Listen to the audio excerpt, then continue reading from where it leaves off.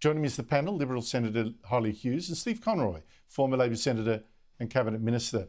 Hollie Hughes, thank you for joining us with Steve. Look, I say Labor's new global warming policy is going to be a disaster, promising even higher cuts to emissions. We're already running short of electricity, prices are already rising. But what worries me is that your Liberal Party still has not said no to this. Well, I think, Andrew, that we have said no, that we don't agree with legislating these sorts of emissions targets. And the problem with legislating these targets is it basically ties the hands behind your back, it hands it over to the bureaucrats, and it means that any elected government cannot be responsive in a way it might need to be. When we look at the global situation at the moment, when we look at the dangers in the Indo-Pacific, when we see what the damage that's being caused to the entire energy market globally with the war in Ukraine, though if you legislate these sorts of targets, you are bound by them and therefore do not have the ability to manoeuvre around as required. It is just insanity when you look at the rest of the world turning back to coal, that is turning back on coal-fired generation. Even the German Greens have come to the party on this in full understanding that this is the only way to keep the lights on. Yet we seem to have a government now more determined to virtue signal than keep cheap and affordable, reliable energy in the market. And I think Australians, when they start to see their lights going out... I hear that, Hollie, but Steve Conroy, and I agree totally with what you've been saying, but Steve Conroy, yes, the Liberals have said, we don't want these things legislated, but have not heard a firm no that they are going to vote against the government's policy.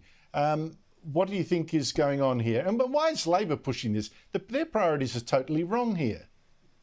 Well, look, Andrew, firstly, this was an absolute centrepiece of Labor's policy commitments in the election. So Labor are delivering on one of their election promises. They're turning it into legislation. Steve, I am totally with you. You make a good point. You make a good point, Steve. And normally I'd say, yes, honour your election promises. I agree with you completely. But something has changed. Ukraine war, gas prices, electricity prices, situation changes. And Labor might be honouring promises it made before all this.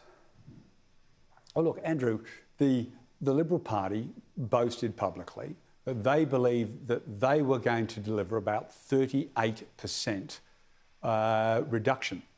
And Labor is legislating 43%. So I'm not sure how Labor can be destroying the economy when the Liberal Party were pretty close to the same target. You've got the Victorian Liberal Party have announced that they're going to have a 50% climate target reduction by 2030. You've got the Western Australian Liberals who committed. You've got Matt Keane, who makes me look like a rampant right-winger.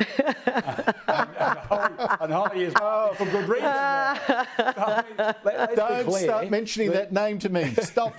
But, look, no, Stephen brings up Victorian Liberals. Hollie. Victorian Liberals, the shadow climate energy minister in Victoria, not only just lost his pre-selection on the back of this 50% legislated target they were promising, he came dead last in the ballot.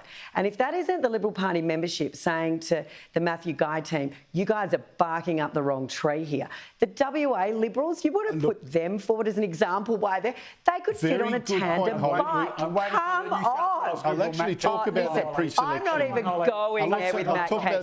Mate, you know what, Stephen? You are right. You are far to the right of Matt Cain. You are far to the right of Matt Cain. And I don't think at any stage would I be out there agreeing with what Matt Cain is saying on energy policy at all.